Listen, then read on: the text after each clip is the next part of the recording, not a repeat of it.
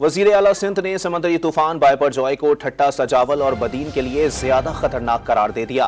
बताया कि हुकूमत सिंध मुमकिना तौर पर तूफान की जद में आने वाले शहरियों में हिफाजती इकदामात शुरू कर रही है। साहिली इलाकों से 9,000 के करीब खानदानों को मुंतकिल करने के लिए महफूज मकामात की निशानदही की जा रही है। ये एक समंदरी तूफान आने का खतरा है। 60 to 80 किलोमीटर/आवर की विंड्स होंगी और जैसे मैंने बताया कि और वेव्स कभी कह रहे हैं कि वो 30 फुट के करीब वेव्स आ सकती हैं।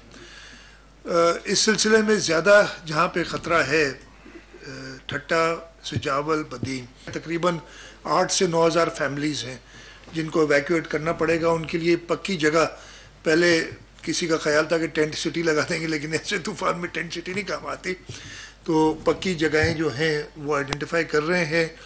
मैं अभी कंफर्म नहीं है, हो सकता है कल मैं ठट्टा, सजावल, बदीन की तरफ जाऊं भी और पर्सनली भी ग्राउंड पे जाके जायज़ा लूं कि हमारी तैयारी में कोई कमी तो नहीं रह गई है।